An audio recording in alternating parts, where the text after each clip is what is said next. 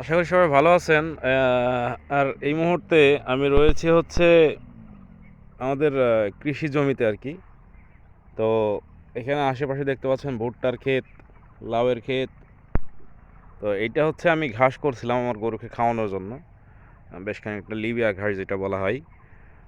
আর এই পাশটা আছে জব, আর ওই পাশটা হচ্ছে ভুট্টা লাগাইছিলাম প্লাস জব আছে ভিতরে।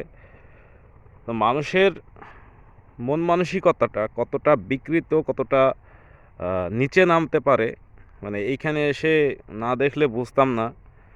একটা মানুষ অর্থ খরচ করে একটা কাজ করতেছে এবং সেই কাজের পিছনে মানুষের এত, মানে মানুষের পিছনে পোকায় এত কামড়ায়। হ্যাঁ, তো মানুষ হচ্ছে ক্ষতি করার জন্য সবসময় উঠে পড়ে লাগে।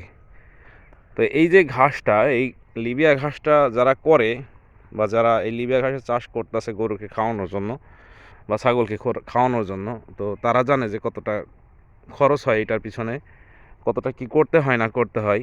তো আমি এটার পিছনে আমারও ব্যয়বহুল একটা খরচ। সার দিতে হয়, পানি দিতে হয়, সেচ দিতে হয় যেটা হয়।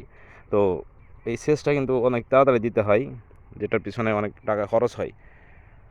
যাই হোক, মূল কথায় আসি।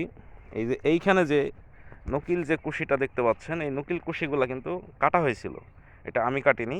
এই যে এই গুঁড়াগুলা দেখলে বুঝবেন যে এইগুলা হয়তোবা এই কিছুদিন আগে কাটা। ঠিক আছে?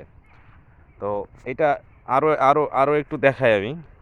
হ্যাঁ, মানুষ কতটা মানে মানুষের মস্তিষ্ক বিকৃত হইলে মানুষের ক্ষতি করতে পারে। এই যে এই নকিল যে ঘাসগুলো দেখতে পাচ্ছেন, এই ঘাসগুলো কিন্তু বড়, এইগুলা কাটা নাই। বাস এইগুলা যেগুলা ছোট ছোট এইগুলা কিন্তু কাটছে। ঠিক আছে?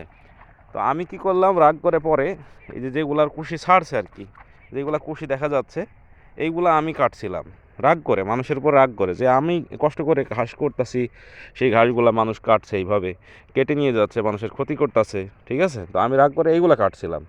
তো আমি কিন্তু এইখানে কয়েকটা ঝাড় রাখছিলাম, মানে চিহ্ন হিসাবে, যে আমি যেগুলা কাটছি এইখানে একটা চিহ্ন থাকুক, যদি কাটে তাহলে বুঝতে পারবো। তো এই যে এই গুঁড়াগুলা দেখেন। হ্যাঁ, এই যে এইগুলা, এইখানে মোটামুটি ৫-৭টা ঝাড় কাটা হয়েছে। তো এই যে একটা, এইখানে একটা, এইখানে একটা। তো এই ১ ২ ৩ ৪ ৫, হ্যাঁ ৬টা। তো এই ৬টা ঝাড় কিন্তু কাটা হয়েছে। আমি এই বরাবর, লাইন বরাবর কিন্তু রাখছিলাম।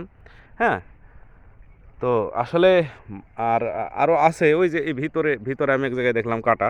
হ্যাঁ, তারা এমনভাবে কাটছে, এমনভাবে কেটে নিয়ে যাচ্ছে যাতে যার জমি, সে মনে করে ধরতে পারবে না। কিন্তু আমরা তো ধরতে পারবো, কারণ আমি কষ্ট করে করছি, আমি কষ্ট করে সব কিছু ইয়ে করতেছি।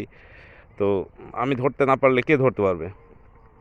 তো আসলে সত্যি কথা বলতে গেলে কি, যে যারা এই ক্ষতিগুলা করেন, মানে একটু হালালভাবে ক্ষতি করেন।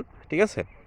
না, ঘাসগুলো যদি বড় হয়ে যায় তাহলে আপনার এইখানে যে ৫টা ৬টা ঝাড় কাটছেন, এই ৬টা ঝাড়ের ঘাস কিন্তু ২টা ঝাড়ে ঘাসে, দুইটা ঝাড় যখন বড় হবে ঘাসটা, তখন কিন্তু হয়ে যাবে আপনার ওই ঘাস পরিমাণ, কিন্তু হয়ে যাবে যে পরিমাণ কাটছেন। তো আমি আপনাদের মানে অনুরোধ করব, যারা ঘাস কাটে, হ্যাঁ, যা পরে ক্ষতি করে, ফসলের ক্ষতি করে, ঠিক আছে? পোকামাকড় তো ক্ষতি করে, তাদের জন্য কীটনাশক আছে, কিন্তু মানুষ রূপী কীটপতঙ্গ যদি কারো ক্ষতি করে, তাহলে সেই ক্ষতিগুলা কিন্তু কেউ পূরণ করতে পারবে না, বা এই হচ্ছে বিষ দিয়ে তার আক্রমণ কিন্তু প্রতিরোধ করতে পারবে না। ঠিক আছে? পোকামাকড়ের আক্রমণ কিন্তু আমরা কীটনাশক দ্বারা প্রতিহত করার চেষ্টা করি, প্রতিহত হয়ও। ঠিক আছে?